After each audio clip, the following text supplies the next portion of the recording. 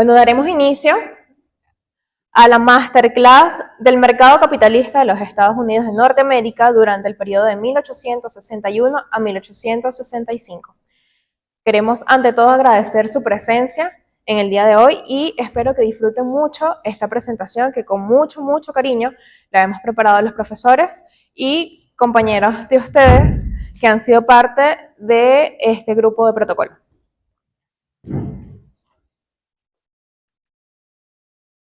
Comenzaremos con lo siguiente, chicos. ¿Puede un río decidir el destino de una nación?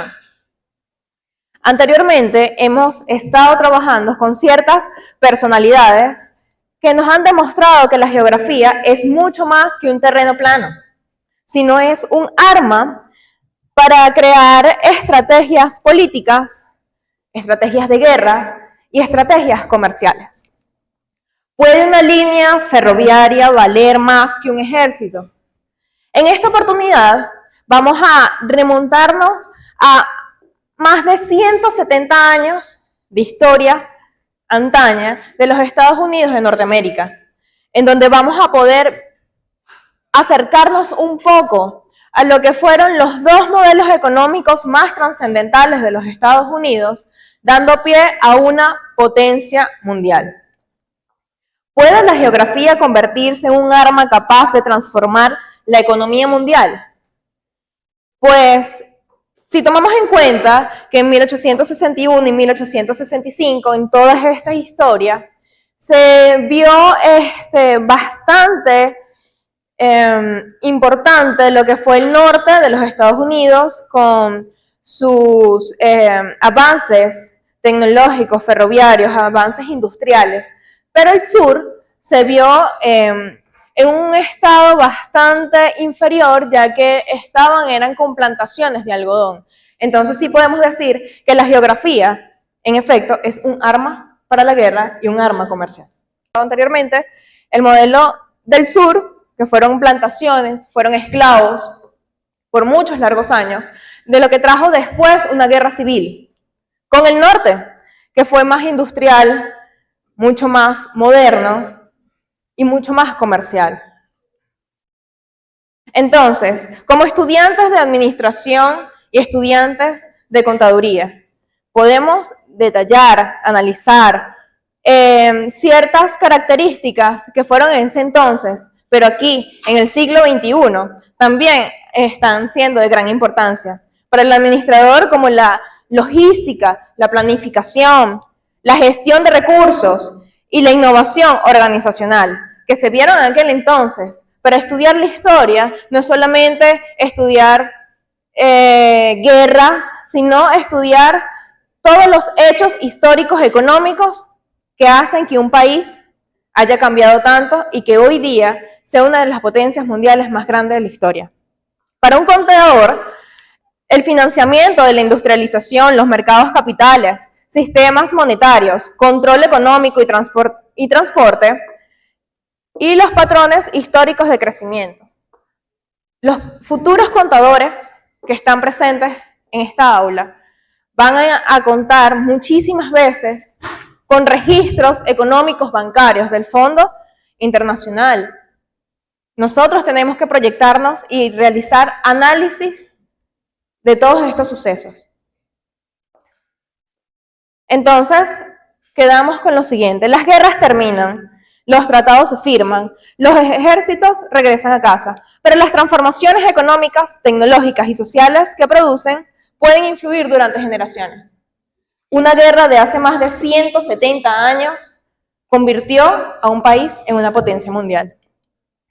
Entonces, welcome everyone, this is my partner, Natalia Contreras. Well, I think that the first question we all have to ask ourselves to understand this topic is first, what has the system of the United States that has made them persevere through all this time regarding all the conflicts in the world that has happened through all these decades? And that is exactly what we are going to answer you in this presentation. So I think that the first thing you have to take is cotton and all these natural resources and materials to produce they did it, but giving wages, salaries, compensating this hard work from all these people, and also about immigrants of Europe that basically they were escaping from all this chaos that was happening in Europe with the conflict zones. So basically, they run away to the North America and they started to work. But it was quite different because they were given salaries. They were compensating this hard work. And with the South America, this was a totally different thing because in the South, they were only slaves. Slaves that didn't have budgets, they didn't have salaries or wages. So basically, this is like the first pillar we have to take into account to differentiate these two territories. Also, we have to take into account about the cotton that they were producing. The cotton basically was the oil nowadays. Basically, that was the most precious thing, most precious material for them to produce and export. It was like that because even though there was 60%, 70% of exports in the United States by this cotton. So you can imagine how important it was. So basically, this South and North America, conflict was very primitive. Why? Because they were fighting about the new territories that the United States was colonizing, such as Kansas, that was basically that exploitation of the conflict first in this civil war of the United States. So also we have to take into account that these slaves didn't have any education and they didn't know mostly about how the people in the North America were treated. So then with the book of the Uncle Tom was basically the primitive thing that exploded this conflict. Why? Because the people who were working in the South America knew that that wasn't normal. The people should have salaries about the work that they did. And that basically exploded all the conflict, and then we had Abraham Lincoln. That Abraham Lincoln promised to all the people that were in the United States that they weren't going to change about how the states that had the slaves were treated. But when the United States colonized new states, they weren't going to implement the slaves system. They were going to give salaries. They were going to treat them with the rights that we all have right now. And that exactly is going to have a lot of consequences because the slaves are going to try to be free and the people in the north are going to try to build those pillars that any country should have, such as, okay, doesn't work. Okay, such as the families, all the homes and infrastructure they need to develop, all the factories they need to produce the cotton. So we have to take into account that these are the consequences that we just see in the surface.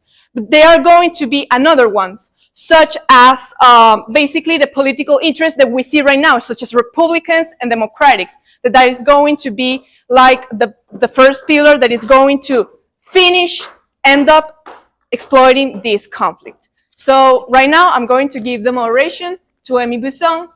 So we introduce the professor to give the explanation of the entire presentation. Gracias, de la Universidad Central de Venezuela, a la Facultad de Ciencias Económicas y Sociales, la Escuela de Educación Económica, y por supuesto, en la clase magistral de Geografía Económica, el profesor Johnny Martínez. Por favor, escuchamos por favor. Pero tipo, le faltaba mucha duración. Gracias. Bueno, de verdad muy contento, feliz por este evento tan extraordinario, organización total, Abuizó, Natalia, con sus palabras, congratulations, thank you very much. De verdad muy feliz. Esta es la continuación de lo que nosotros ya hemos venido abordando en nuestras actividades. No obstante, es importante hacer algunas precisiones de carácter hecho, fenómeno, proceso. No podemos entrar de lleno acá sin antes estudiar los prolegómenos o los antecedentes, que son precisamente las cosas que nos llevan a esto. Quienes llegan por primera vez a América, diríamos desde el punto de vista de lo que va a impactar en el mercado, que llegan con una concepción empresarial, de mercado, de progreso, de evolución, de prosperidad, y son precisamente los calvinistas que vienen de la persecución de Inglaterra. Los calvinistas llegan primero, luego van a llegar varias oleadas sucesivas de presbiterianos y posteriormente van a llegar los anglicanos, que son la Iglesia Católica Inglesa. Y precisamente durante ese proceso ellos no tenían previsto llegar a Plymouth, que se ubica en Massachusetts. Ellos tenían previsto llegar era a Virginia, era otra latitud su destino. No obstante, cosas del manejo geográfico, de las condiciones meteorológicas, de las condiciones oceánicas, los llevan directamente a Plymouth. Y allí llegan ellos con un pacto, con un acuerdo, un arreglo. Son personas visionarias. Max Weber, un gran sociólogo extraordinario, hermano de Alfred Weber, y geógrafo que ustedes han estudiado porque es el que trabaja con la localización industrial, que ya lo hemos visto, plantea en su trabajo La ética y el trabajo, el progreso, que estas personas venían con una idea muy firme: progresar, crecer, trascender, evolucionar. Venían a la tierra prometida. Llegaron con esa concepción. Posterior a ello, se van a comenzar a dar una serie de acontecimientos en las colonias que ellos fundan, que ellos se establecen allí.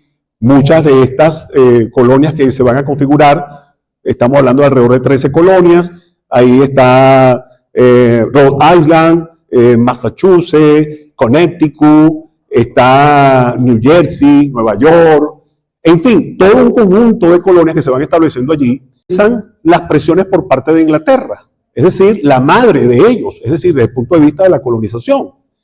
Y comenzamos a ver entonces acontecimientos como la masacre de Boston o el Tea Party de Boston. Boston es la capital de Massachusetts. Y ahí comienzan todas estas revueltas por los impuestos que comienza a aplicar el reino de Gran Bretaña sobre las colonias americanas. Y una de esas grandes revueltas va a ser precisamente la masacre que se va a dar de Boston, que va a tener un hecho significativo y en donde muchísimos colonos, molestos con las medidas impositivas que se están aplicando desde Nueva Inglaterra hacia ellos, permite que arrojen una enorme cantidad de té al mar y utilizan a los indios Mojave disfrazados. Hay una cantidad de fotografías que son iconográficas que revelan claramente cuál va a ser la implicación de este tipo de acciones. Y son los Mojaves, ¿ok? Ver que hay una molestia interna en esta colonia. Hay una creciente tensión colonial contra la ley británica. Esa tensión se agudiza. Son numerosos impuestos que se van a aplicar: impuestos sobre el azúcar, impuestos a la ley de timbres fiscales, la ley del Tochen, que era gravar todas las importaciones que tenían que ver con pinturas, con resinas sintéticas. Todo eso va incomodando y va increciendo, va aumentando las ganas, el deseo de libertad, el deseo de independizarse. Y eso indudablemente se va incrementando en ese proceso. Se va incendiando la revolución y se fomenta la resistencia armada y la unidad nacional. Esto logra convertir, todo esto hace que se vaya convergiendo en un foco de liberación y de propuesta clara para esa transformación que ellos necesitan, que no es otra cosa que la libertad. Es decir, ya ellos han crecido, ya ellos han acumulado riqueza, ya ellos son muy poderosos, ya ellos tienen una capacidad suficiente y ellos necesitan, sin lugar a dudas, progresar. Entonces ya no quieren saber nada de su madre, que es Inglaterra. ¿Ok? Y entonces esto es lo que de alguna manera empieza a echar las bases para que se configure la nación norteamericana o la nación estadounidense. Y después de tantas revueltas, que va a ser un tratado que se va a firmar en 1783, por cierto, el mismo año que nace el libertador Simón Bolívar, 1783, que tiene que ver con el fin de la guerra. El fin de la guerra, una guerra antes de casi 7 años, hubo una cantidad de elementos distorsionantes, pero con esta firma del Tratado de París ya se da por sentado y se consolida definitivamente la independencia de los Estados Unidos. Y entonces ya ellos comienzan a emerger ya como nación. La proclamación de independencia, que es fundamental, es en 1776, 4 de julio. Ya estamos prontos ahorita a conmemorar otro aniversario más de esa declaración de independencia. Utilizan mucho los principios de John Locke, y uno de los grandes redactores de esta declaración de independencia va a ser nada más y nada menos que Thomas Jefferson.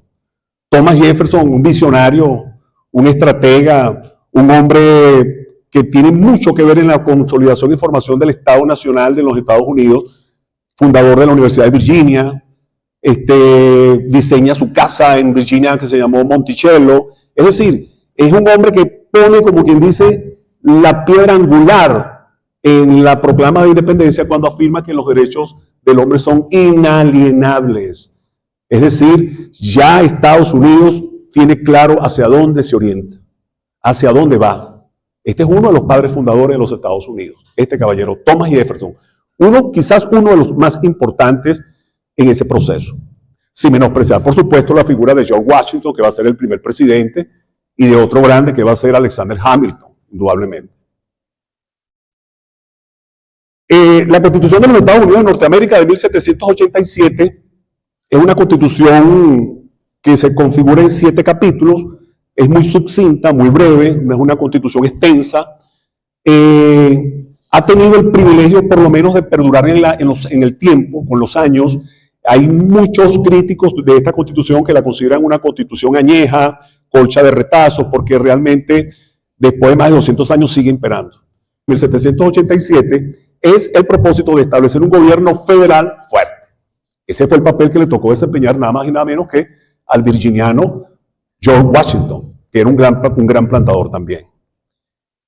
Otro aspecto, el efecto, base de la ley de las libertades nacionales, resultado, creación de la unión. Allí se plasma la idea clara de crear una unión, es decir, unos Estados Unidos, ¿okay?, que deben depender de un gobierno central, de un gobierno fuerte, de un gobierno poderoso, de un gobierno que dirija sus acciones.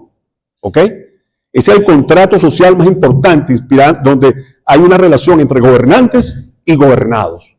¿Ok? Propósito, establecer la base legal y federal de la nación. Ese es el propósito.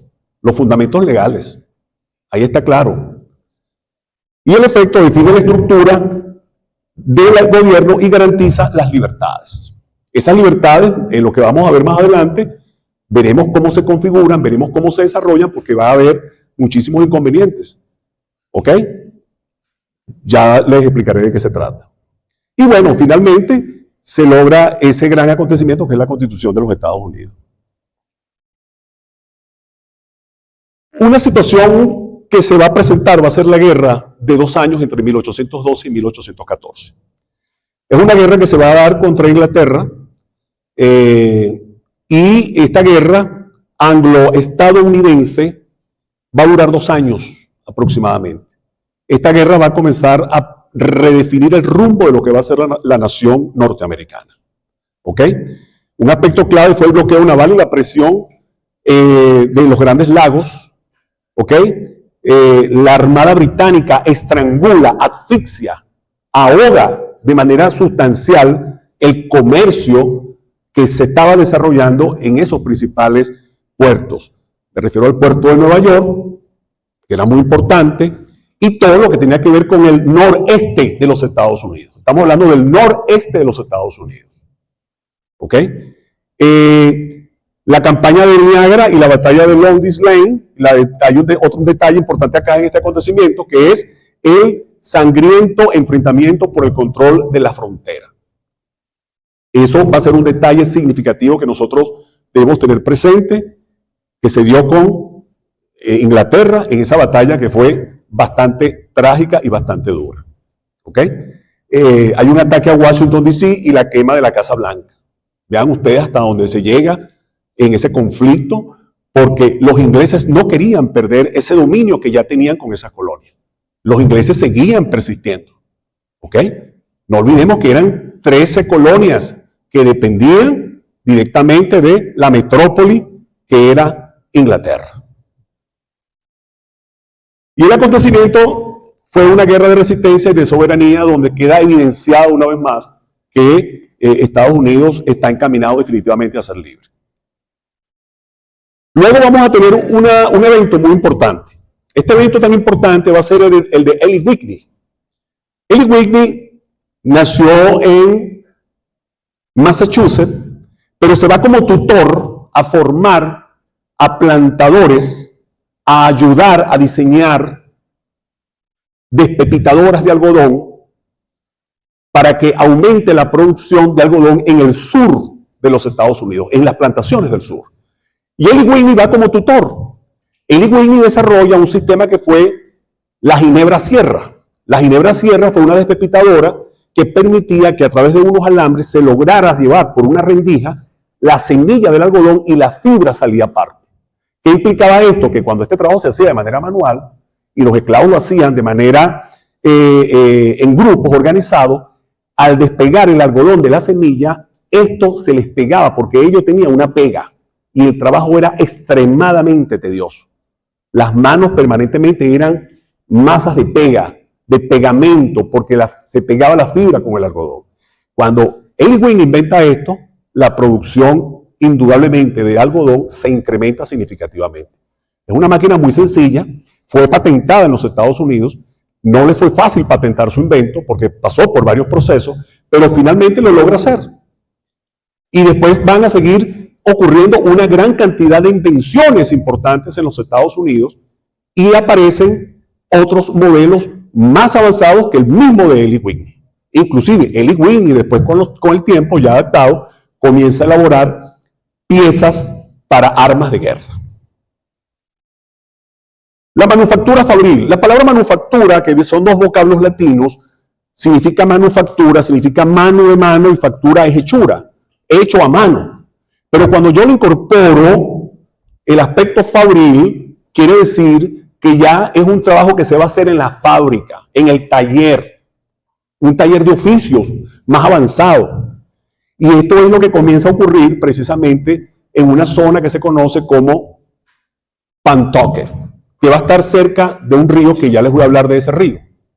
Y allí el bloqueo naval y la presión en los grandes lagos es fundamental en esa manufactura febril y tenemos que esa patente de la desmotadora de algodón de Eli Whitney de 1794 fue el invento mecánico que separa el algodón transformando las economías principalmente. Pero esa fue la gran aportación que hizo Eli Whitney. Fíjense ustedes, yo a veces me pongo a pensar algo. Yo no sé qué pensarán ustedes al respecto. Estamos hablando, señores, de hace más de 200 años. Y estos caballeros ya están creando inventos, tecnología, están patentando, están desarrollando grandes innovaciones. ¿Y qué pasó con nosotros? ¿Qué pasó con nosotros? Entonces, ¿es culpa del imperialismo? No, no es culpa del imperialismo. No es culpa de un imperialismo. Aquí hay innovación, aquí hay creación, aquí hay idea de progreso. Y eso es lo que ellos estaban buscando. Y lo lograron de alguna manera.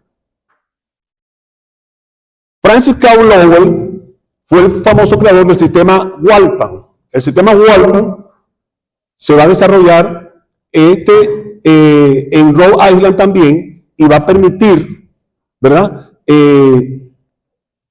aplicar un sistema de producción en serie muy innovador.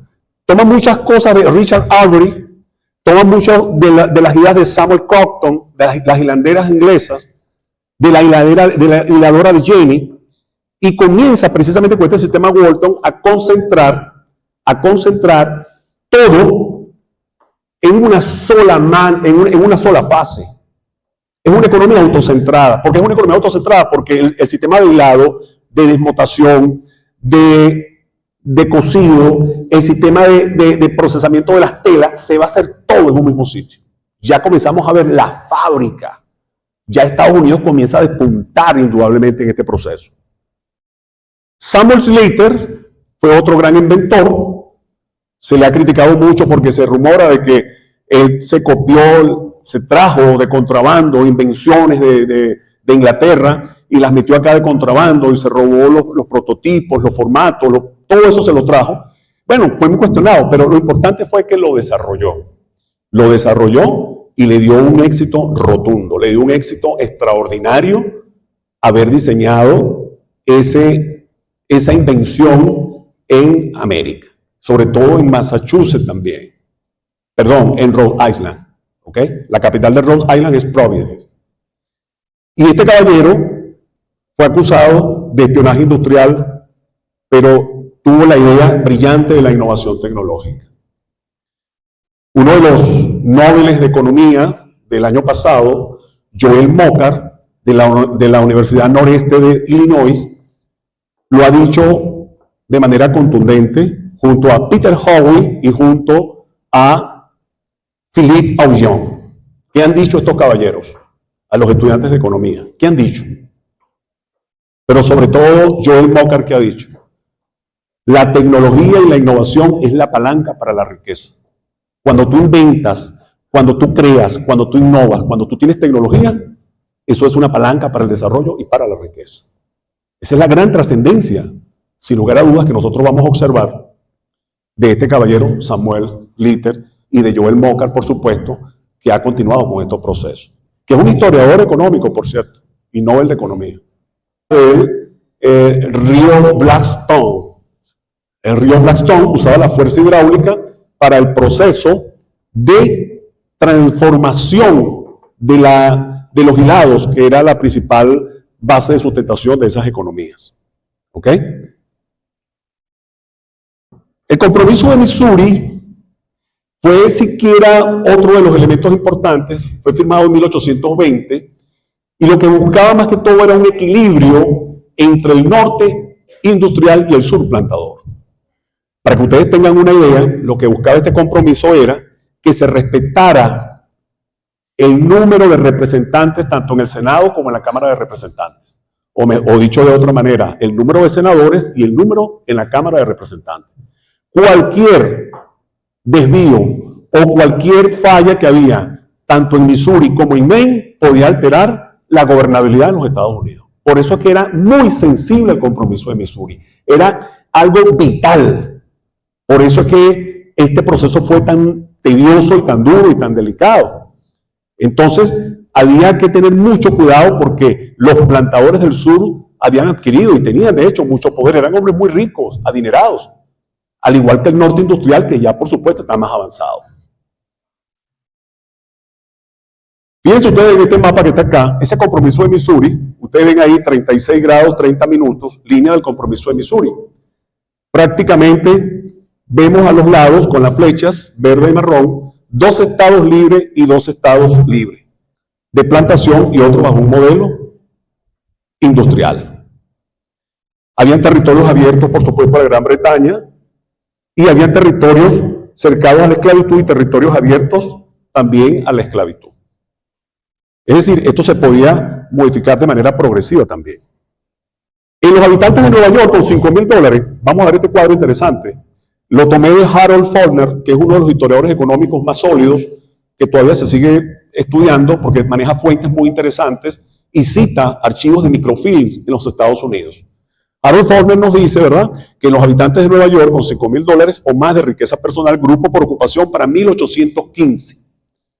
1815. Comerciantes, profesionales, expendedores de abastos y detallistas, artesanos y manufactureros, viudos y herencias, más de uno registrado en el directorio de la ciudad, sin ocupación registrado en el directorio de la ciudad, no registrado, otros, total. Si nosotros observamos esto, nos damos cuenta que acá, vean ustedes el número, ¿verdad?, de comerciantes, el indicador que nos da aproximadamente 55,6, ¿verdad? 55,6, y el resto solo llega a 10, 12, 13, 7 y 0,5. Pero es decir, ya los comerciantes son los que lideran la batuta y está comenzando a crecer indudablemente un sector muy rico que van a ser precisamente los comerciantes. El total de la riqueza evaluada, por ejemplo, observamos que entre el ramo ebanista 100, de 0 a 499 dólares.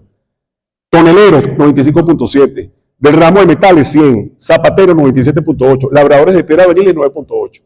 Y vean ustedes cómo se va moviendo la riqueza. Algunos datos no están registrados, no están, pero nos sirve más o menos para orientar. Y esto fue tomado de Sim Willis, un gran historiador también de este proceso. Acá observamos, por ejemplo, los maestros y oficiales agrupados por su riqueza en Nueva York, 1816, por ramo y posición. Los maestros, ramos, ebanistas, toneleros del ramo metales, zapateros, y vemos cómo se va, aquí tenemos las cifras más completas porque llegamos hasta esta etapa de $6,000 o más, y observamos de 18,5, 10, 20, 9.8 y 2. También tomados los datos de Sim Willis en la página 400. Fábricas de telas de algodón, escuchen este detalle tan importante. En Nueva Inglaterra y en el sur, fíjense ustedes, fábricas de tela de algodón en Nueva Inglaterra y en el sur, 1840, 1850. Este es un detalle clave acá. Estado sureño, 1840, 248 establecimientos. Capital, $4,000,000, 331,078. Obreros, 6,442. Nueva Inglaterra, para 1840 también. O sea, esta es la otra parte de los estados del sur, la otra parte. 674. Miren, casi que duplica y casi que triplica esta cantidad. $34,000,000, 931,399 de capital. Miren el número de obreros, 46,884. ¿Cuánto tienen los estados sureños? 6,642. ¿Se dan cuenta? Cómo estas cifras son incontrovertibles. Otro estado sureño para 1850. Número de establecimientos, 166. Capital, $7,000,000. Obrero, 10,043. Y para 1850, vean esta perla, número de establecimientos ya son 564 y estamos hablando de 53,832,430 de capital, acá, de millones de dólares, y en obreros hay 61,893. Esto evidencia claramente que ya con cifras estadísticas en mano, y esto para ustedes que son futuros contadores y administradores, auditores, planificadores, especialistas en análisis financiero, pueden observar con estos cuadros que allí indudablemente con esas cifras se estaba manejando ya la contabilidad, se estaba manejando ya la administración. ¿Por qué? Porque el esclavo del sur era un activo también, como lo eran también las máquinas que se estaban desarrollando y patentando en este proceso en el norte de los Estados Unidos. Promedio anual de la producción y exportación de algodón calculado en periodo de 5 años.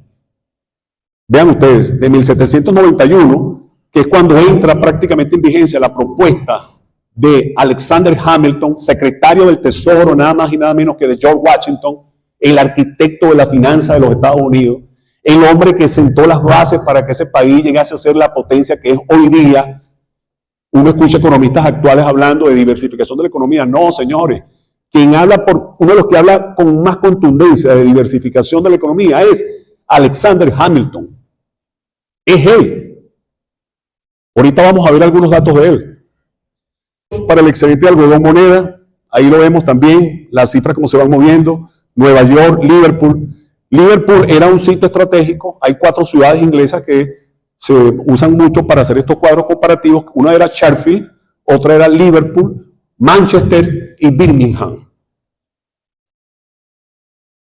La distribución de propiedad de esclavos, 1850, miren esto. Número de propietarios, 255,268, de 1 a 9 esclavos.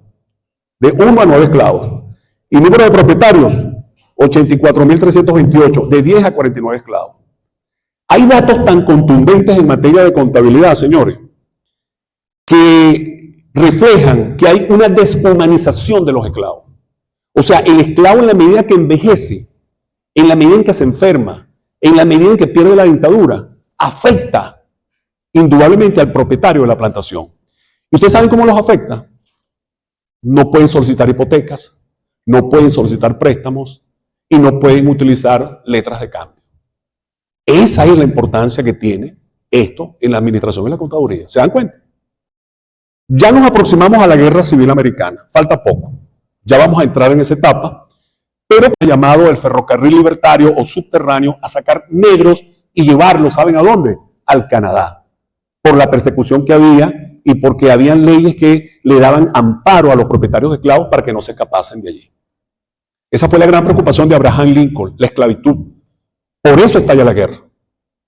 Porque Lincoln quería, ya lo había planteado en varias ocasiones, junto a su secretario Johnson y Howard Seward, secretario de Estado, había planteado la necesidad de poder liberar a los esclavos. Pero era muy difícil por el equilibrio de fuerzas y por el compromiso de Missouri, que les hablé ahorita de 1820. Harry Beecher Stowe, una mujer, hija de predicadores calvinistas, una mujer con una visión extraordinaria, conocía la problemática de fondo a nivel social de los Estados Unidos, sabía que el problema de fondo era la esclavitud, va a publicar una novela titulada The Uncle Tom Kennis, que se llama La cabaña del tío Tom. La cabaña del tío Tom fue publicada en fascículos, en segmentos, por etapas, en un periódico llamado The National Era. The National Era comenzó a difundir este tipo de clamores, este tipo de angustias, de padecimientos que vivían los negros, y la sociedad del norte comenzó a enfurecerse. No entendían el por qué había tanta discriminación, tanta maldad, tanta persecución, tanta injusticia contra los negros del sur de los Estados Unidos. ¿Okay? ¿Se dan cuenta? Y entonces esta novela causó un gran impacto. Abraham Lincoln, que era un abogado de Illinois, que había tenido debates muy interesantes junto con Stephen Douglas en el Congreso, y había tenido diferencias profundas, tenía muy clara la idea. Él encontró a esta señora, la vio personalmente, y le dijo: usted es la pequeña mujer que ha escrito la novela que ha provocado esta gran guerra. Y la mujer se le quedó mirando hacia arriba. Pero fíjense ustedes la importancia que tuvo esta novela como antecedente, como causa directa para lo que va a ser el estallido de la guerra de secesión o guerra civil americana.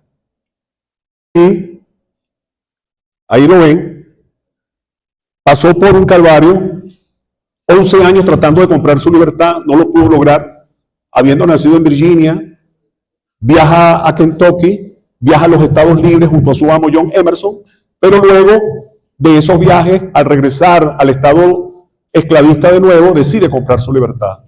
Pues demanda, porque John Emerson muere, y su caso se va a un laberinto jurídico.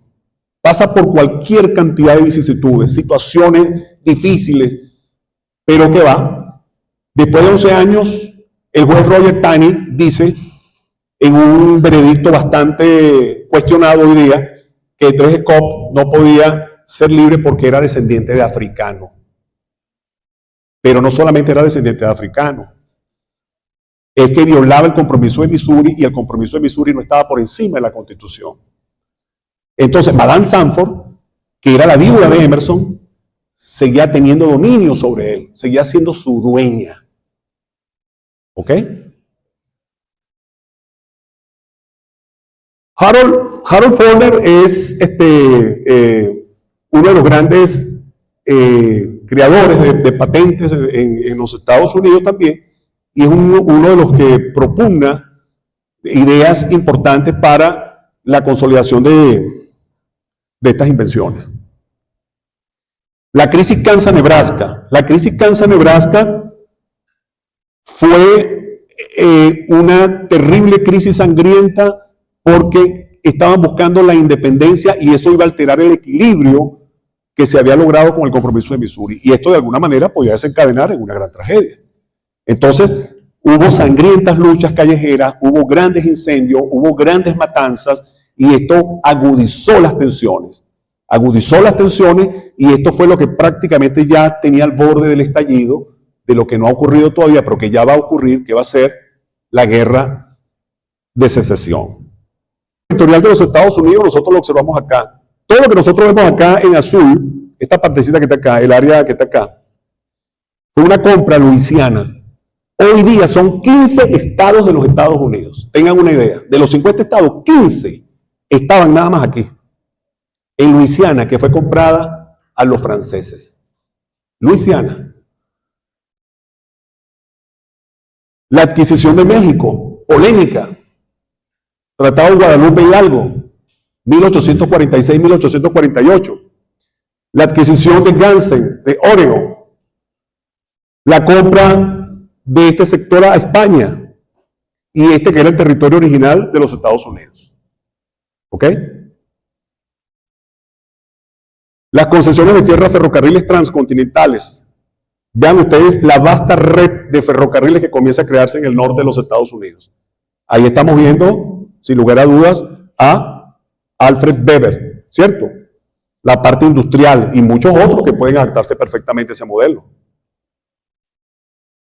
Y acá tenemos otro esquema importante, región de Oregon, 1846, adquisición de México, ya les dije, la compra de Luisiana acá, la anexación de Texas, la compra de Gansen, la adquisición a Florida, por parte a Florida, que era española, y el área original de los Estados Unidos. Miren ustedes, el área original de los Estados Unidos era esto.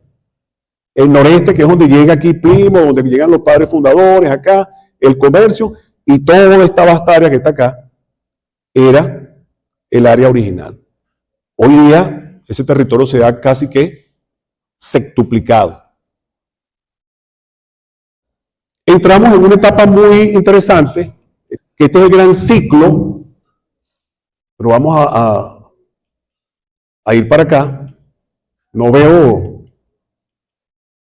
el mapa, la línea de tiempo. Bueno, vamos a hacerla con este. Nosotros tenemos acá que el 4 de marzo de 1861 llega y aparece Abraham Lincoln. Gana la presidencia. Pero quien gobierna realmente Estados Unidos es James Buchanan.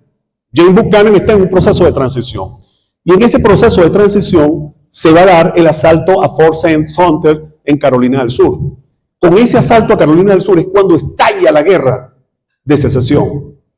Y es donde comienza a desatarse toda la furia, que va a durar 4 años aproximadamente, de 1861 hasta 1865. Que está acá, que va a ser significativo, inmediatamente Lincoln llama a 75,000 soldados de la Unión. Muchos generales estrategas van a estar del lado de la Unión. Uno de ellos va a ser, por ejemplo, nada más y nada menos que Ulysses Grant. Va a estar también el general McClellan, el general Sherman, que van a estar al frente de esas unidades militares de parte de la Unión. Empieza a emitirse los primeros bonos de la Unión. Esos bonos de la Unión son claves en ese proceso. Luego, la ley de bancos nacionales es otro proyecto interesantísimo. Ese proyecto, esa ley de bancos nacionales es donde yo les decía ahora que aparece la figura de Alexander Hamilton. Alexander Hamilton, como secretario del Tesoro de George Washington, propone en el Congreso una serie de ideas maravillosas. Entre ellas está no solo la diversificación de la economía, crea el dólar como moneda única nacional para fortalecer el comercio interno. Eso lo hace Hamilton. Pero también desarrolla un plan de subsidio para apoyar a todas las personas que estén interesadas en innovar, en crear tecnología y registrar patentes. Si nosotros revisando algunas de estas fuentes, nos dimos cuenta, observamos, y lo digo porque estuve con mi equipo, que solamente desde 1810 pasamos de casi 500 y tantas invenciones, patentes registradas como fábricas, innovaciones, máquinas, pasamos a casi 5,000 en menos de 10 años. Entre 1850 y 1860, ¿saben cuántas patentes industriales se habían registrado en los Estados Unidos? 25,000. Y la cifra es de Robertson, que es un gran historiador económico. No son cuentos chinos, eso es real. Está allí. 25,000 patentes industriales, señores. ¿Para dónde va ese país? ¿Para dónde va ese país? Ese país va a convertirse en un gigante. Ahí está la clave. El norte industrial, con un Hamilton a la cabeza. Y además de eso, Hamilton crea un banco nacional, le da autonomía, genera confianza, crea disciplina fiscal, control monetario, estímulos para todo el mundo. Y ese es el éxito de los Estados Unidos, con Hamilton. Esta batalla de Gettysburg, que está acá, la número 7, esa batalla duró aproximadamente 3 días. Una batalla sangrienta, ocurrió en un cementerio. Ocurrió en un cementerio que está cerca está en la ciudad de Gettysburg, eso está en el estado de Pensilvania, fundado ese estado, por cierto, por William Penn. Y allí, en 3 días de batalla, señores, perecieron aproximadamente, según estadísticas moderadas, entre 71,000 y 75,000 soldados estadounidenses, tanto de la Unión como del Sur. En esta batalla destaca un general llamado George Meigs, que es el que se enfrenta a Robert Lee, que es el gran estratega sudista confederado. Robert Lee. Y lo logra derrotar. Lo logra derrotar. Y hay una batalla, que es la batalla de Antietam, en el riachuelo de Antietam, que es donde participa otro gran estratega militar, que es el general McClellan, que es considerada la batalla, eso fue en Maryland, el norte de los Estados Unidos, donde prácticamente en un día murieron 21,000 soldados. Señores, esto fue una guerra encarnizada, pero terrible. Aquí hay tecnología, aquí hay poder, aquí hay capacidad. Aquí hay capacidad, porque el norte era muy poderoso, superior al sur en todo. Redes, ferrocarriles, tenían más extensiones de tierra, más extensiones de tierra no, tenía más recursos económicos, tenía un mejor sistema financiero y más avanzado que el sur plantador, que era atrasado casi que en todo. En todo. Y además tenía más tecnología el norte industrial. Entonces, allí en Maryland fue donde se dio esa gran batalla, una batalla épica, 21,000 soldados en un solo día. Esa cifra está documentada, la pueden consultar si lo desean. Marcha de Sherman sobre el mar, la caída de Vicksburg. Hay un colapso económico ya definitivo confederado. Ya el sur está en minusvalía, no tiene capacidad, no tiene soporte, está totalmente quebrado, ya es casi que en ruinas. Y bueno, ya con esa batalla de Gettysburg, más la anterior, que fue la de Antietam, que es la que sirve para hacer la proclama de emancipación de Abraham Lincoln, proclama, por cierto, que ha sido muy criticada, la proclama de emancipación de Lincoln, por algunos, no todos la critican, yo la considero magistral. Pero hay muchos historiadores, por ejemplo, que definen esta proclama como tautológica. Tautológica significa que usted se regodea mucho en algo para decir lo mismo y no termina de decir lo concreto. Eso es tautología. Entonces, bueno, Lincoln habla allí de la unión, que yo quiero salvar la unión, que mi propósito es salvar la unión, yo lo que quiero es que seamos libres y todo aquello. Pero en realidad hay una esencia allí en esa emancipación, que es el clamor de la mayoría de los ciudadanos estadounidenses, de lograr la libertad de los esclavos de manera definitiva. Y eso, en cierto modo, se logra con eso. Y Virginia tiene una región que se llama Appomattox, y allí precisamente se firma el último acuerdo para dar fin a la guerra entre este caballero llamado Robert Lee y Ulysses Grant. Con ese episodio, con esa firma, se da por culminada la guerra. No obstante, vean lo que va a pasar ahora. Eso fue en abril. Eso fue en abril, antes de Semana Santa. 6, 8, 9 días después de haber firmado ya la rendición del sur y el norte y haber llegado a un acuerdo. ¿Saben qué pasa?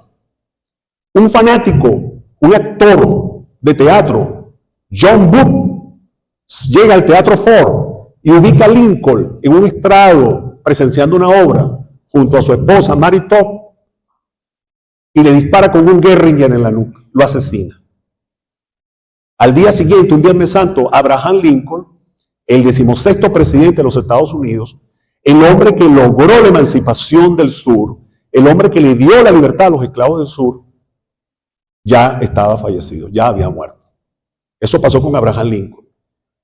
Y se salvó Andrew Johnson y se salvó Howard Seward de milagro, porque iban también por ellos. Y aquí termina prácticamente este último ciclo de la Guerra Civil Americana con el asesinato de Lincoln, que después, en lo porvenir, llegará a ser la nación más poderosa, porque a partir de 1870 ya se ha cristalizado y consolidado un proyecto nacional. La crisis, el problema nacional, se consolida con la Guerra Civil Americana. Se consolida allí dos proyectos divergentes, sur plantador, norte industrial, se enfrentan y termina triunfando el norte sobre el sur, y allí se echa a andar esa gran maquinaria económica que hoy día es los Estados Unidos de Norteamérica. Muchas gracias por su atención y ha sido un placer.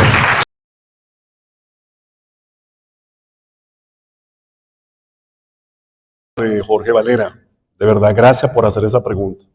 Influyó de manera significativa. Recuerden ustedes que el norte industrial tiene un sistema más avanzado porque sus obreros son asalariados.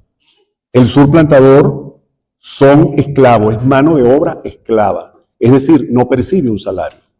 Y esto indudablemente era percibido desde el sur como una forma importante en cuanto a estímulo, en cuanto a crecimiento.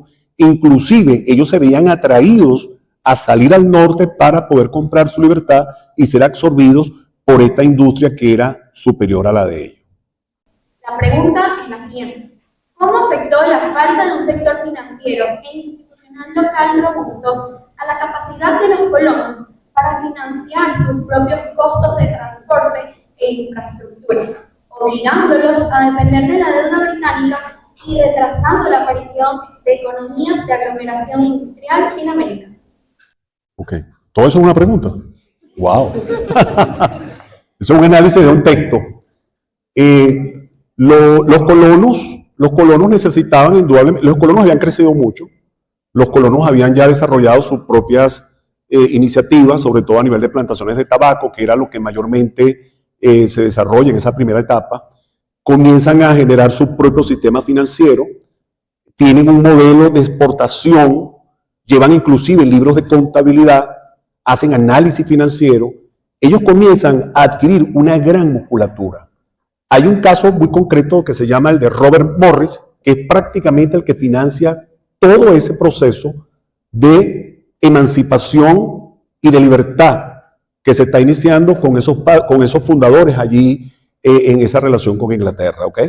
De modo pues que ellos comienzan a echar a andar su propia estructura y sus propios mecanismos les permiten ya inclusive ser superiores en algunos aspectos a sus propios amos que van a ser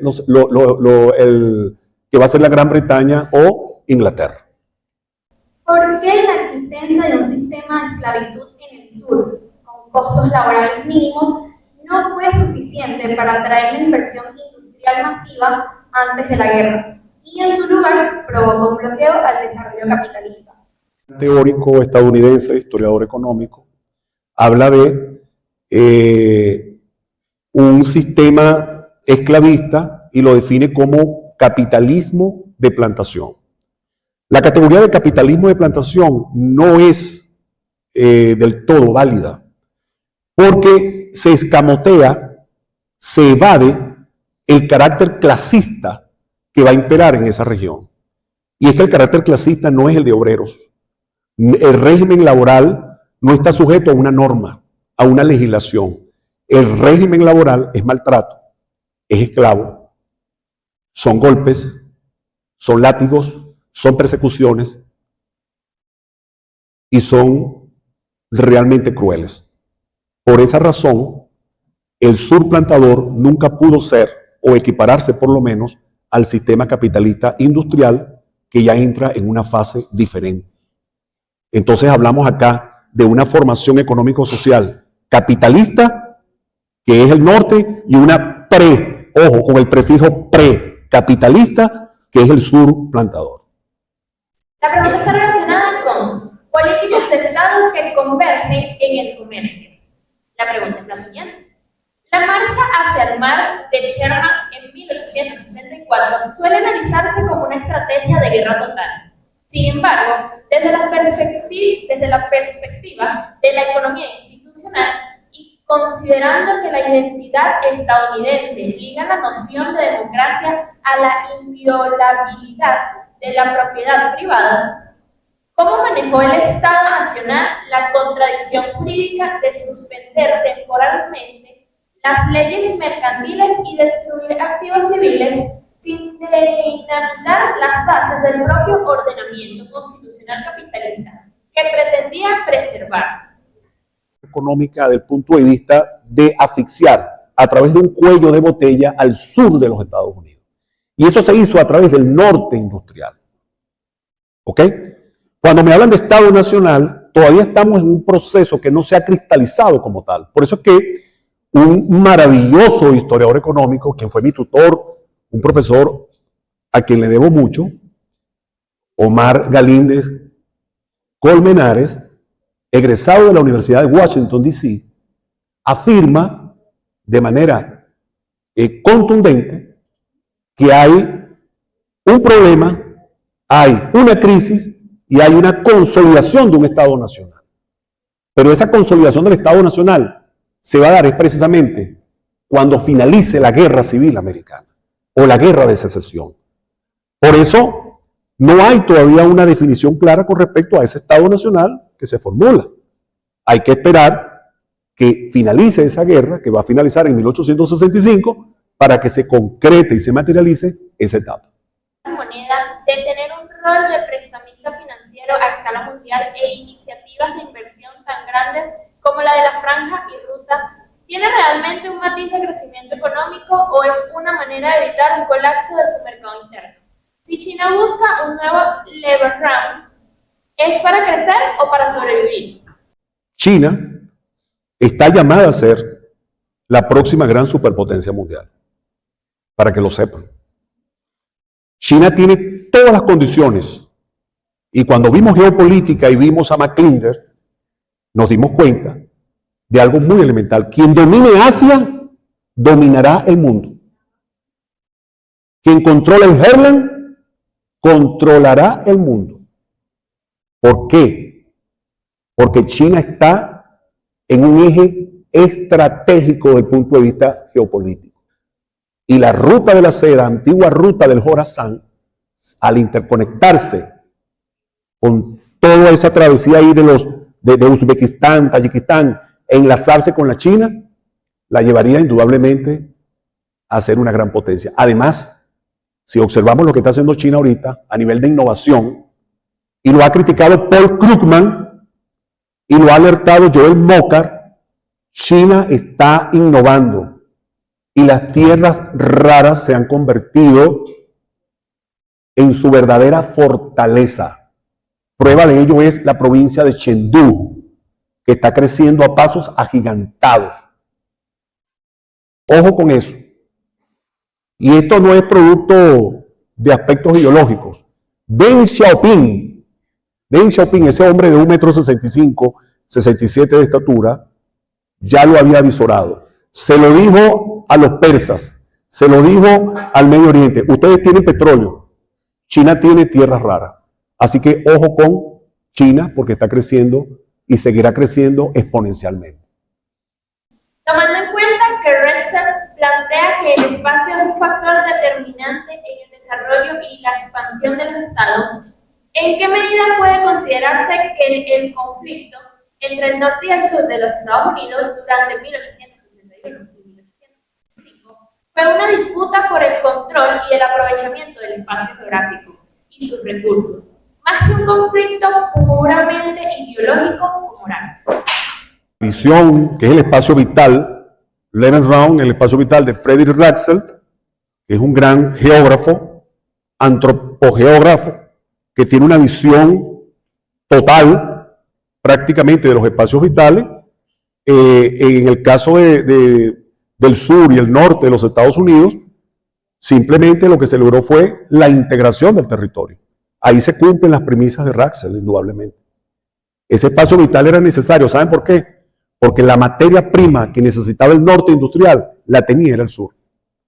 Y ahí también se da un elemento clave de un economista maravilloso llamado Samir Amin, que habla de la economía periférica, que habla de la economía autocentrada, que habla del circuito económico, porque yo necesito materias primas, tengo una frontera, yo tengo la tecnología, tú me das las materias primas, yo la transformo pero yo voy a seguir siendo superior a ti.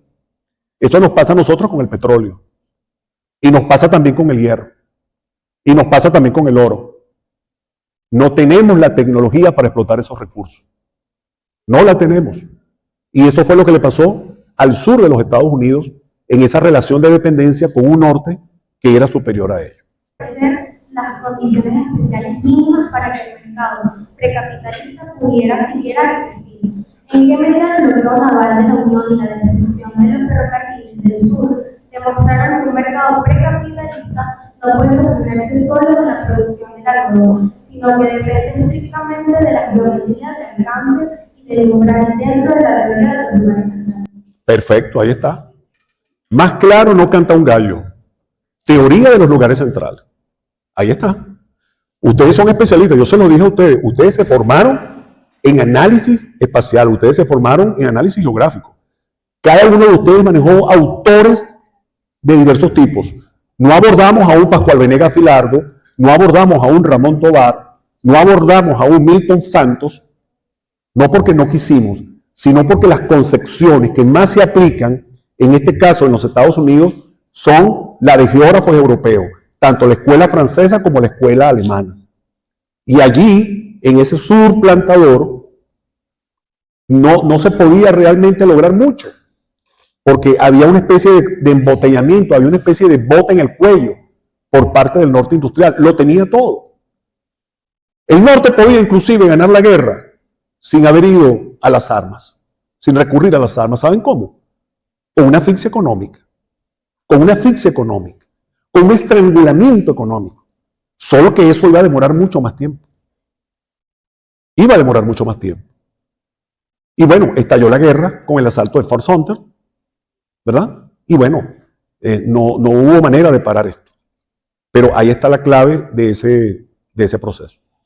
Muchas gracias, profe. Ahora, por parte del alumno Samuel Ruz, hace la siguiente pregunta. ¿Cómo transformó el mercado capitalista del norte las redes de transporte, ferrocarriles y telégrafos para reconfigurar el territorio estadounidense y asfixiar la infraestructura del sur entre 1861 y 1865? Bueno, muy sencillo, muy sencillo. Tenían los elementos más importantes para una guerra. Quien tenga la tecnología, quien tenga el transporte, quien tenga la logística, quien tenga los recursos en telecomunicaciones no, pero redes de telégrafo. Para la época no existía eso, pero existían los telégrafos. Es como decir ahorita un internet, un correo, un CanTV. El sur no lo tenía en esa medida. Quien es más superior tecnológicamente puede llevar la delantera en todo esto. Y esa reconfiguración de ese mercado capitalista aprovechó la tecnología, la innovación para hacer esa gran transformación. Esa es la visión de Hamilton. Esa era la visión de Hamilton, que ya tenía todo prefigurado y sabía hacia dónde iba todo esto. Por eso que yo les digo algo.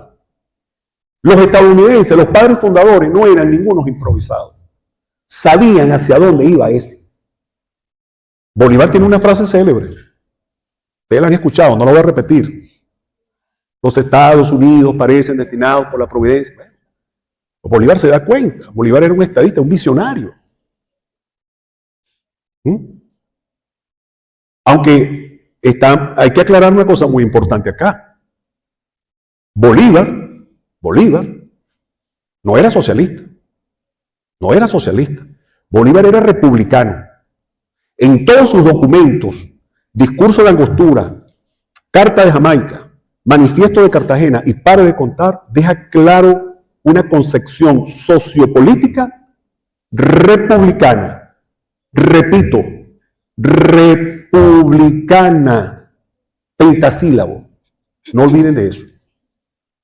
Y cuando se habla también de socialismo bolivariano, es una contradicción per se. Porque Carlos Marx no era bolivariano. Y cuando le piden a Carlos Marx, en 1857, que es cuando publica un artículo, Bolívar Ponte Simón, ya Marx tiene para ese momento 40 años de edad. porque Marx nace en 1818.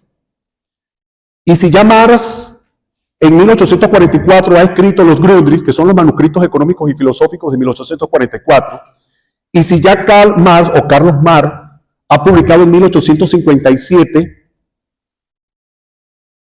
Miseria de la filosofía en respuesta a Pierre-Joseph Proudhon, que es un anarquista socialista, que escribe La filosofía de la miseria.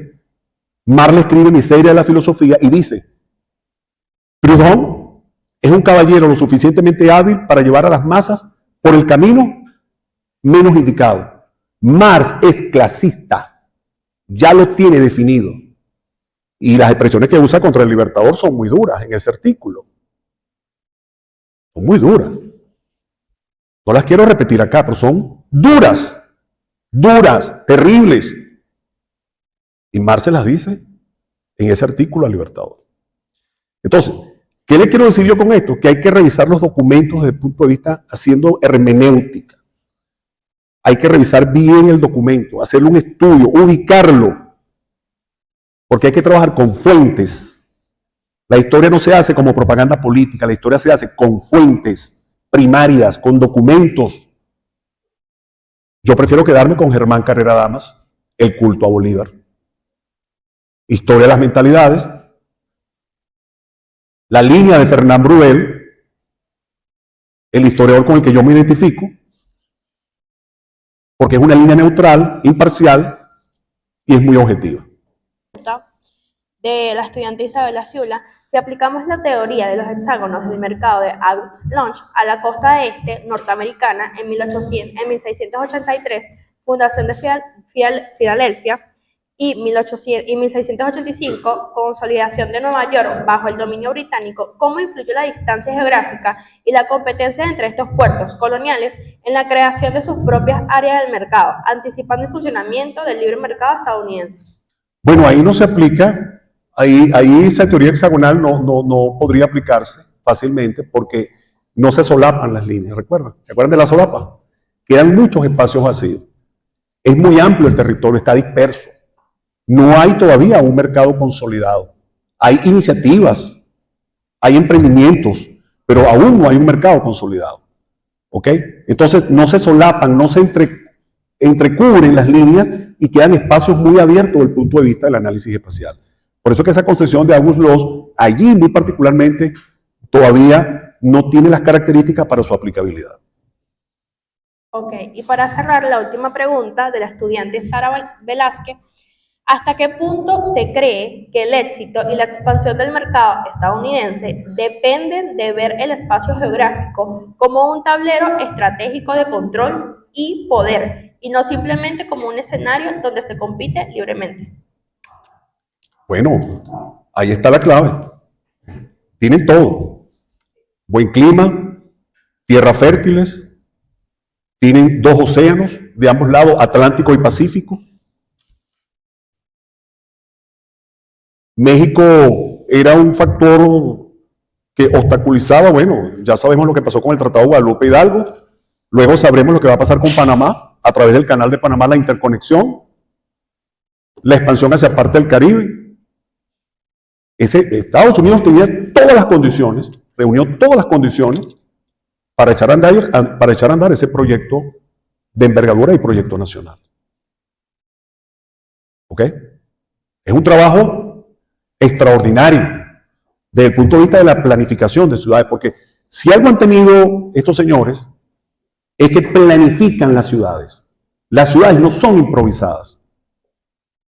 Cuando uno observa, por ejemplo, los talleres fabriles en Rhode Island, en Pantoque, y uno observa lo que hicieron en el río Blackstone, que se usa la fuerza hidráulica para la transformación de energía, y uno ve esa gran capacidad que al lado de un Samuel Slater aparece un Wilkinson o aparece una Sylvana Brown con talleres parecidos, y eso va configurando redes.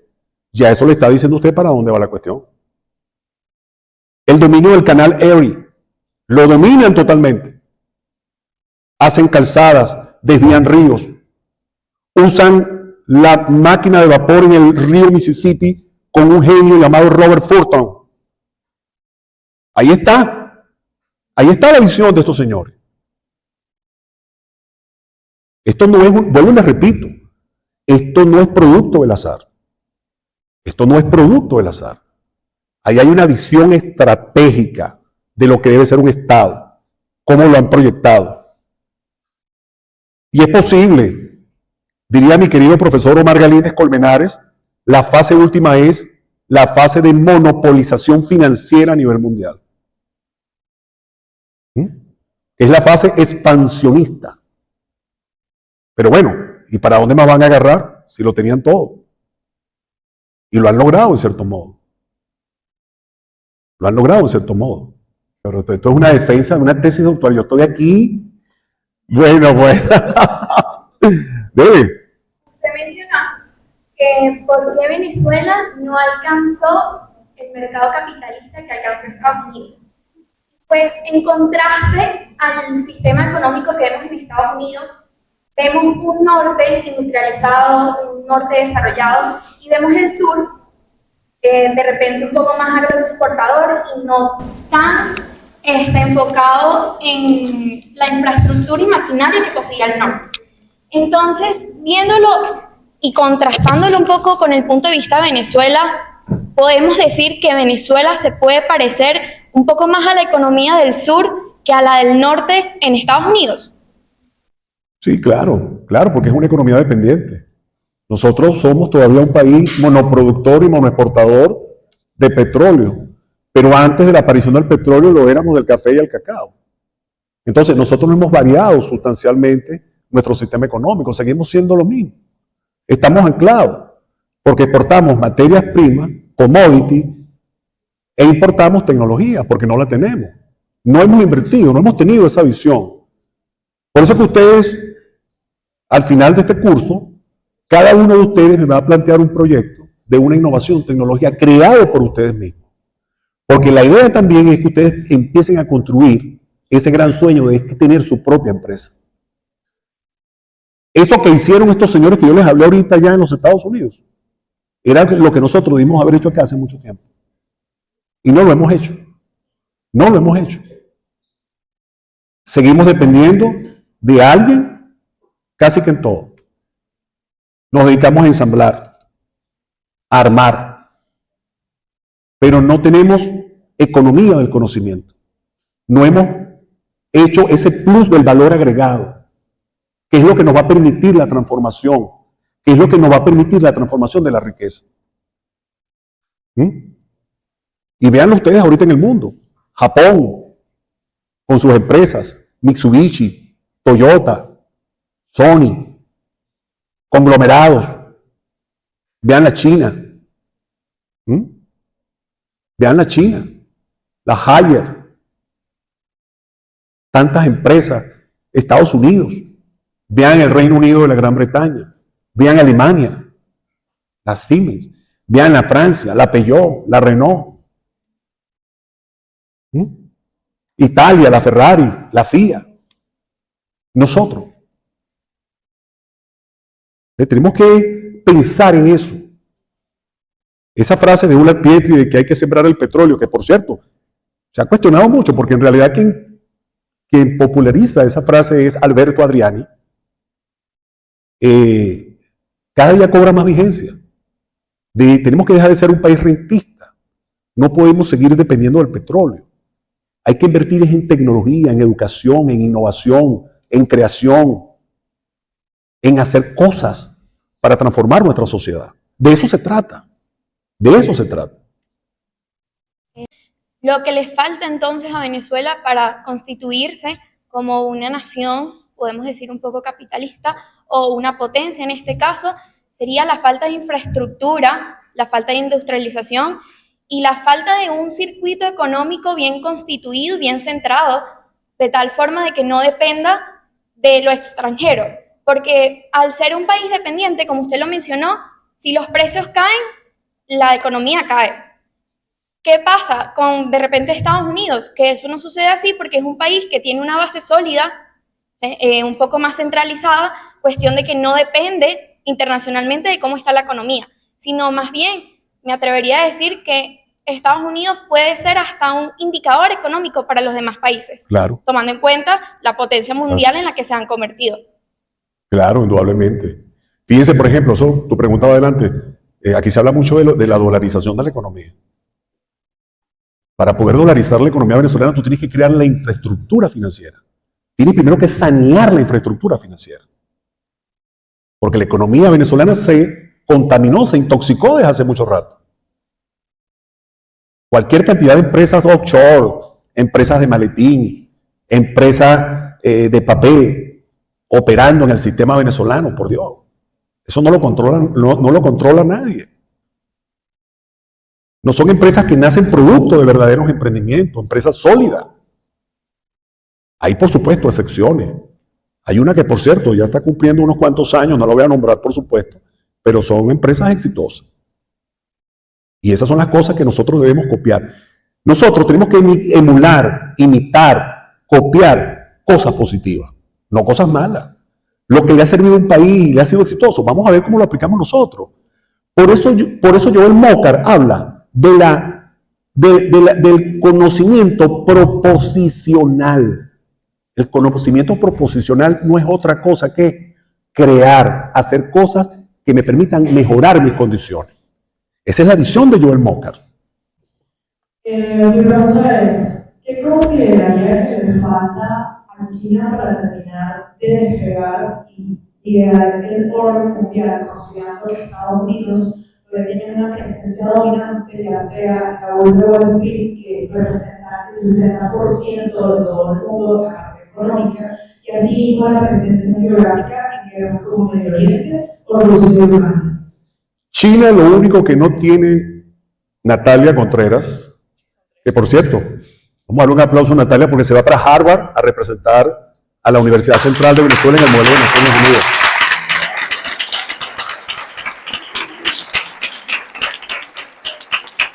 China, Natalia, lo único que no tiene, que no ha podido lograrlo aún, está en ese proceso, que sí tiene los Estados Unidos. ¿Sabes qué es? El poder financiero. Una moneda sólida como el dólar. El éxito hoy día de los Estados Unidos, ¿saben cuál es? Su poder financiero. China está en ese proceso, pero aún no lo ha logrado. Cuando China logre consolidar una moneda sólida, con respaldo, y logre incursionar en ese mercado bursátil de valores, de capitales, China emergerá como un gran dragón asiático. Y apártense, porque va a llegar echando candela. China va enrumbada hacia allá. ¿Ok? En Venezuela próximamente se va a abrir el comercio por puertos. Ya va a empezar a mermar lo que sería el puerto hub de Kingston en Jamaica, y Venezuela se puede posicionar nuevamente como un puerto hub para La Guaira y para Puerto Cabello. ¿Qué es lo que usted considera, tomando en cuenta la historia, que Venezuela puede, en qué cantidad de tiempo Venezuela puede lograr un éxito a nivel de comercio, y qué le faltaría como sociedad? Bueno, nosotros tenemos obviamente una ubicación expectable desde el punto de vista geográfico. Estamos al norte de América del Sur. Tenemos unas condiciones excepcionales porque tenemos una costa amplia, diversa. En cuestiones de días, nuestros buques pueden llegar perfectamente a los puertos de los Estados Unidos, pueden atravesar el Canal de Panamá, pueden ir hacia el Brasil. Tenemos a Colombia, que es un socio comercial importante, aunque nuestra frontera terrestre nos permite un gran comercio y es uno de los más dinámicos del mundo, o llegó a ser uno de los más dinámicos del mundo. Considero que mejorar nuestros puertos, nuestra infraestructura, requiere indudablemente de inversión privada. Inversión privada. Hay países que han cedido parte de sus puertos a empresas privadas y han logrado desarrollar unos extraordinarios proyectos de envergadura.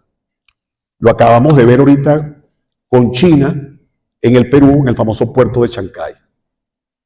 donde ellos han desarrollado sin duda un gran vínculo desde el punto de vista de la estrategia marítima. ¿Ok? Y siguen invirtiendo en puertos de diferentes países. ¿Ok? Como yo les dije, o sea, yo no estoy diciendo que lo de China va a ser mañana. Pueden pasar unos cuantos años, pero esa disputa por esa ansiedad por ser imperio mundial, los países a veces llevan eso como en su genética, como en sus nacionalismos, ¿no? Y entonces, bueno, inversión privada. Aquí hay que traer la inversión privada. Nosotros no solo no podemos. ¿Qué hacemos nosotros, por ejemplo, en la faja bituminosa del Orinoco con 300.000 millones y tantos de barriles de petróleo? ¿Cómo lo vamos a sacar si no tenemos la infraestructura? No la tenemos. Fíjate, por ejemplo, Pascual Venegas Filardo, en un libro muy importante que se llama Aspectos Geoeconómicos de Venezuela, publicado en el año 1958. Es muy interesante lo que dice. En el estado de Bolívar, por ejemplo, que hoy hemos visto todo este desastre, todo este ecocidio, la destrucción del hábitat, el río de piedra, el oro que sacan de allí, pero bueno, todavía no sabían que se había perdido la soberanía, ahora parece que se dan cuenta que se perdió la soberanía. Qué curiosidad, después de tanto tiempo, ¿no? Observamos que Pascual Venegas Filardo define a Ciudad Piar como una ciudad minera y Puerto Ordaz como una ciudad portuaria. Si usted se va hoy día, cualquiera de ustedes se va a Puerto Ordaz y habla con una persona de edad, se va a dar cuenta que es una ciudad planificada. Y esa ciudad fue planificada precisamente por empresas privadas estadounidenses. La concibieron como un modelo a seguir. Y era precisamente aprovechar la ventaja del río Orinoco como río navegable. Y la extracción del hierro de San Isidro, que sus lateritas ferruginosas son de alto tenor y de las más avanzadas, desarrollar allí un gran polo de desarrollo. Esa visión la tuvo Marcos Pérez Jiménez, para que sepan. Marcos Pérez Jiménez tuvo esa visión. Estaba por ahí enfocado, por ahí estaban las cuestiones, ¿no? Un gobernante, bueno, que se autodefine, porque yo no le estoy diciendo, se autodefine como un gran administrador. Y que para muchos hizo una obra de concreto armado de las más impactantes que ha tenido Venezuela. Y eso lo dicen los textos. ¿Okay? Muchos textos lo dicen. No lo digo yo. ¿Okay? Yo soy un demócrata convencido. ¿Okay? Soy un demócrata convencido. Yo creo en la libertad de emprendimiento, creo en la libertad individual. Bien, lo dijo usted que ellos pudieran haber ejercido una asfixia económica, pero estalló el conflicto armado. Y ellos combinaron, y siento, a criterio propio, que hicieron una combinación de conflicto armado con presión económica sobre el sur plantador, lo que les dio la victoria. ¿Cree usted que en la actualidad Estados Unidos sigue conservando su poderío como la economía más grande del mundo, usando la economía como arma de guerra y arma de supresión de las economías emergentes? Eso es perfectamente aplicable, por supuesto. Si lo ves desde el punto de vista metodológico, desde el punto de vista conceptual de la geografía, un arma para la guerra, puede explicarse perfectamente. Y eso, en la historia hay innumerables ejemplos, no innumerables, pero sí muchísimos ejemplos de ese tipo de estrategia que se usa para el dominio de algunos países. Pero también quiero precisar algo. No solamente en los Estados Unidos, también lo ha hecho la Federación de Rusia. También lo hizo China. También lo hizo el Imperio Romano. También lo ha hecho Irán. También lo hicieron los franceses. ¿Ok? También lo hicieron los ingleses. O sea, ellos no son los únicos. Se sigue haciendo. ¿Por qué? Porque la geografía no es simplemente de encantación, no es el simple paisaje, sino que debe ser vista como una herramienta que deben tener los estadistas en cuenta, porque si tú dominas los espacios, tú puedes ejercer control y dominio sobre eso. Y esa es la grandeza de Yves Lacoste. La geografía, un arma pour la guerre. La geografía, un arma para la guerra. que es una de las tantas traducciones, porque hay otras. Entonces, por supuesto que sí. 02 es fuerte, no hay circulación de aire. Ustedes van a ser los futuros auditores, van a ser los futuros administradores, van a ser los futuros gerentes, van a ser gerentes de operaciones. Ustedes tienen la gran responsabilidad de transformar a Venezuela en los próximos 20, 30 y 40 años. La Universidad Central de Venezuela hace poco quedó rankeada en el puesto número 31. Tenemos que seguir mejorando para convertirnos entre las primeras 100, por lo menos, del mundo. Y ustedes están llamados a ser los que hagan esa gran diferencia y el gran cambio. Si quieres que algo cambie, empieza por cambiar tú. Ese es mi mensaje para ustedes. Muchas gracias.